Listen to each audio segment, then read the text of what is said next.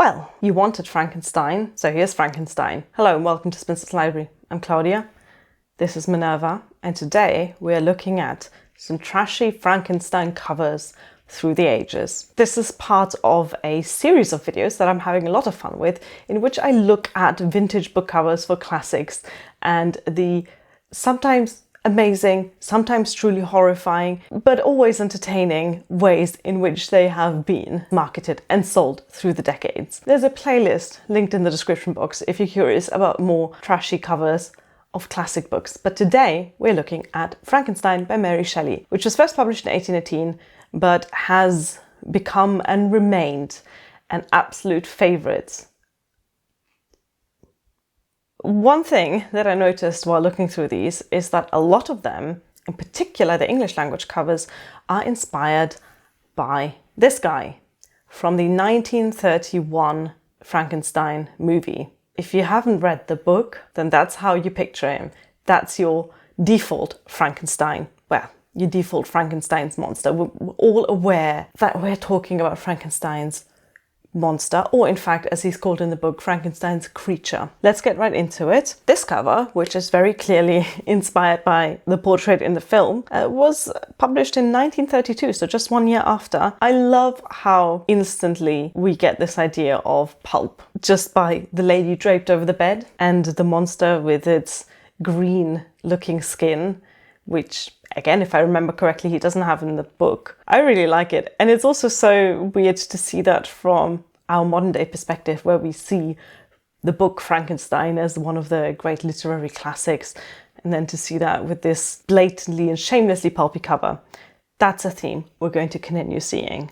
We jump right to the end of the 1940s for this next one. This is from 1949. I think this is really well done. As we go through these covers, you'll see that a lot of them have a similar kind of aesthetic. Green guy with a weird fringe. But this one both has an interesting looking Frankenstein's creature and also this really cool perspective thing where it's like you're looking through a window in a wall, in a castle wall, there's cobwebs and whatever. It's really giving horror. This cover's from 1953. I think it might be my favourite. I mean, look at it. It's beautiful. Nothing about this suggests that this is a book from 1818. You have a very 1950s looking lady draped over the bed, presumably dead. No spoilers here for the book. Actually, spoilers here for the book. She is dead.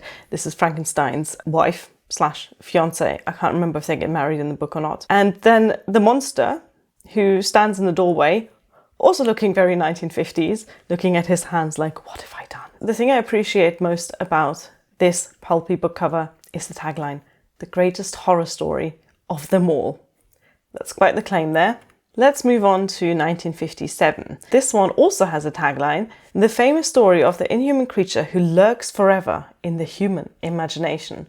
Well, he certainly does now. Here we have a very esoteric cover by Dell, which is one of my favorite mid-century publishers of classics. I really enjoy most of their cover designs. This one I'm not so keen on. I don't know. I mean, I like that it's different, but what on earth is that supposed to be? A head in an enormous shirt collar. Here we have another one inspired by the film. This one's from 1967.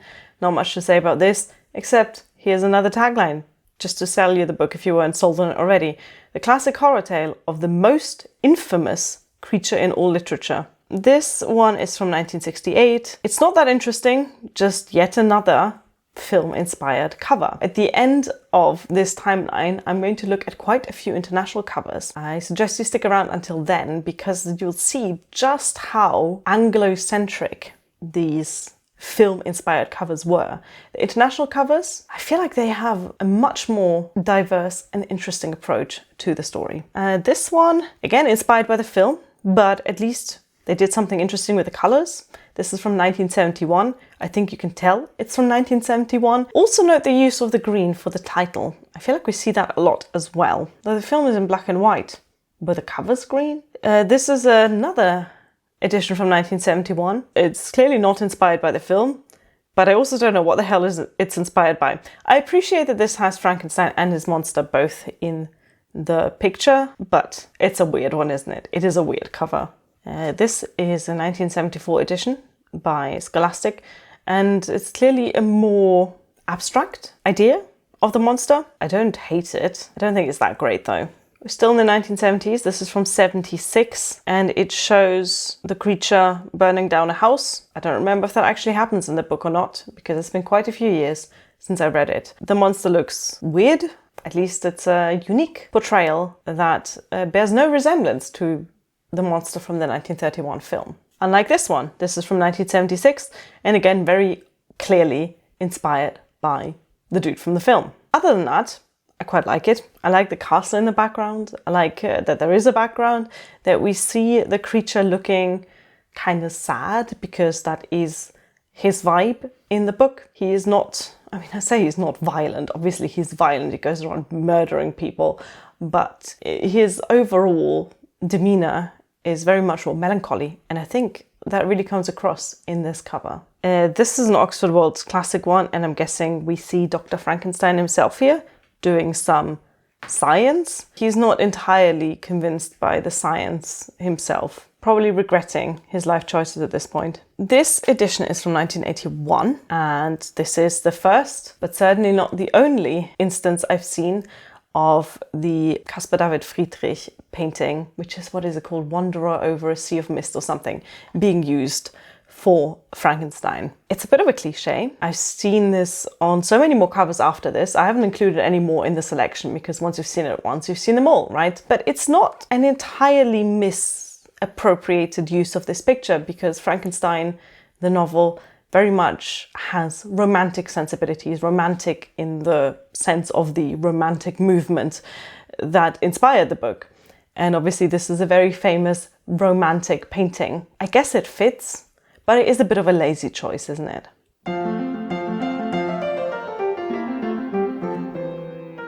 This edition is from 1992 with an introduction by Angela Carter, which I think is interesting. It's a very creepy cover because it shows a man whose head is on the wrong way around. For legal reasons, I must say that Frankenstein's creature does not, in fact, have his head the wrong way around. Sure, his proportions aren't entirely human, and, you know, he has been stitched together from dead bodies. But as far as I know, Dr. Frankenstein did, in fact, sew his head on facing forwards.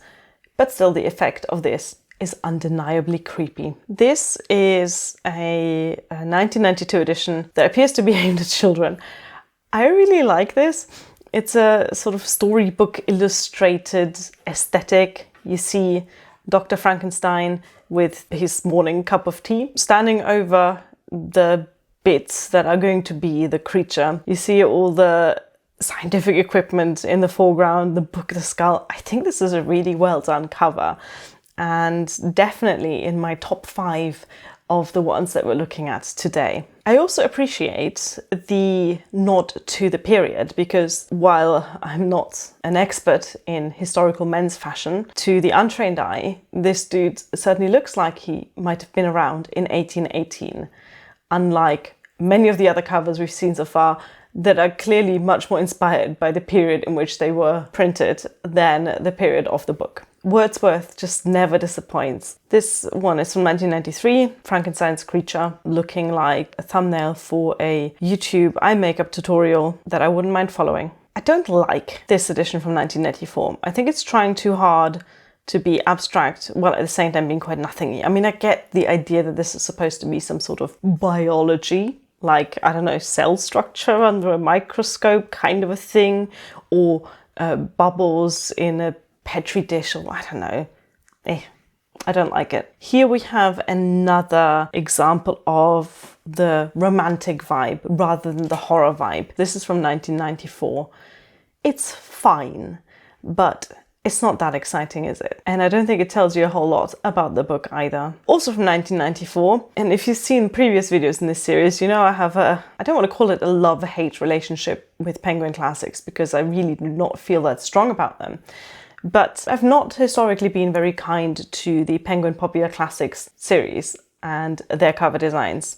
they tend to be brown, low contrast, very dark covers. This one's no exception. Unfortunately, I quite like the motif. I like the bloodied hand there, holding what looks like a butter knife, but probably isn't. This 1994 tour edition is horrendous. Every single tour edition of anything I've seen, especially from the 1990s, is horrendous. This looks like that guy from the Rocky Horror Picture Show after he's been to the gym for a few months. This edition from 1995 goes right back to the film-inspired versions of the monster, which honestly at this point I'm quite bored with. And this one from 1998 is so out there that I don't know whether I like it or not. I like the monster's cheeky little smile. Bless him, he looks harmless. Here we have an edition from 1999, which shows a trend we also see more in later covers, and that is towards the medical. So this is supposed to look like illustrations from maybe an anatomy textbook or something along those lines. We're back with Wordsworth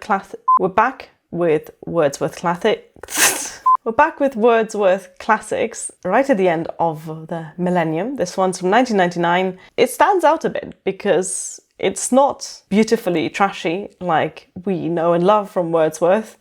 They clearly tried for a bit of class there. Not sure the toilet plunger in the foreground really achieves that goal, but it's a nice try. We continue with the scientific equipment theme, and this cover from 2003, which looks like maybe it's also inspired by / a literal screen grab from the film. I have not seen the film. In fact, I've not seen any Frankenstein adaptation, but this looks like it might be that.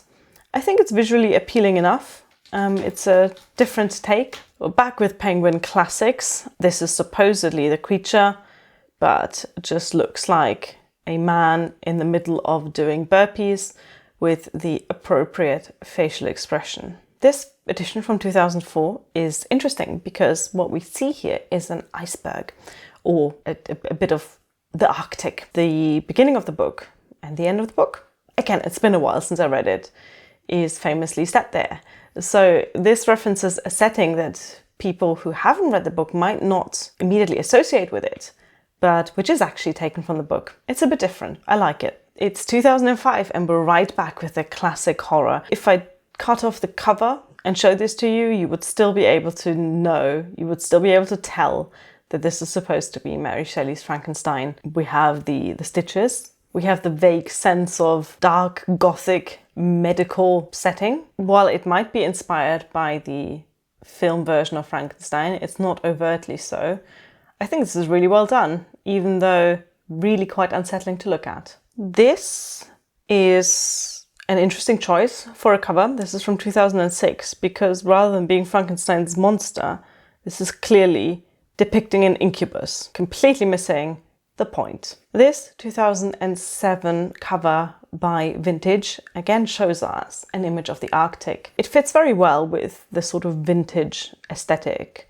They are known to put covers on classics that make them look like modern books. They've achieved that here. It's not really my style, but as far as vintage covers go, I think this is really well done. This is an edition from 2011 and I love it. It's Frankenstein goes emo. I think this is great. I would put this on my shelf.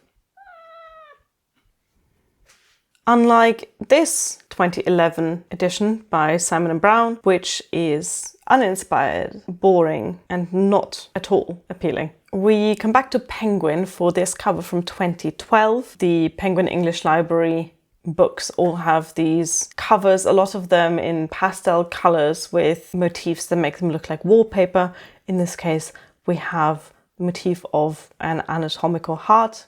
It's fine. This cover is from 2016. It's not personally my aesthetic, but again, it's a really well done cover. We have some of these things that we immediately identify as Frankenstein-ish. The outline of the creature as inspired by the film. We have the lightning bolts. We have the vague sense of doom and gloom with that forest background. I guess it does the job. Here we have my favorite Penguin edition. This one is clearly inspired by old comic books. This is really fun. Harper in 2018 tried to go the classy route with just a hand and a lightning bolt. And yet, I still think this would be very identifiable as Frankenstein. That's the thing I found for most of these covers, actually. If you take away the title and the author, I think you would still be able to tell what the book is just by the cover. Except maybe for this one. This is also from 2018, and we see a hand coming out of the ground, which to me suggests zombies. But Frankenstein is not a traditional zombie story. Frankenstein's monster certainly does not come out of the ground at any point that I am aware of. It looks cool, but I'm not sure if it entirely fits the book. This cover is from 2020, and it's one of the few covers in this list that you wouldn't be able to tell is Frankenstein just by looking at it without the title and the author included. I don't know. I mean, it looks cool, but it's pretty nothingy. This here is from 2021, and it's a complete opposite to the one before. We have all of the elements. We have the monster, we have the lightning bolt, we have the gloomy background, we have the color green, and we have that particular font, all of which screams Frankenstein. It's the most Frankenstein cover that you'll see on this list. I guess whether you like it or not depends on whether you are a fan of this aesthetic. We now get to the international covers, and we're going through these by language. And yeah, some of these are really quite out there, including this one. This is an Arabic version. I couldn't find out what year this is from. At a guess, I would say 90s, but I really don't know. So if you are familiar with this edition of Frankenstein in Arabic and you know what year this was printed, please do let me know. This is Frankenstein at a punk rock concert having a great time in the mosh pit. This Azerbaijani cover is from 2020 and is clearly inspired by the film portrayal of Frankenstein's monster, but also, just in case you were unaware that this is a classic, it has a portrait of Mary Shelley looking over his shoulder. This is a Bengali edition from 1987. I actually think this is really cool because you have the woman whose name I have forgotten, who is being approached by the monster. In case you weren't aware, there's also the monster in the background. I think this is visually quite striking. Here we have a Bulgarian edition from 1981 in which the monster is being played by a gorilla. On the one hand, he has this very comical expression of discontent. On the other hand, if you look at his shadow, there is an outline in the shape of a heart, because what Frankenstein's monster really wants is love. And that's tragic. This is a Catalan version from, again, I don't know the year of this one, that just went with the lightning bolt motif. It went, we're not having the green, the lightning bolt, the monster, the stitches, the medical equipment. We'll just go with the lightning bolt, and that'll have to be enough. This is a Croatian edition from 2003. I can see what they're trying to do, but it just looks funny. And the same goes for this Dutch edition from 1974. Which looks like someone's grandmother who's fallen asleep in front of the TV. This Finnish edition is from 1995, and it's going for the dark medical setting. I think this is really well done. You have this stretcher that's suspended from who knows where, with a single cone of light falling on it, and something covered up by a white sheet.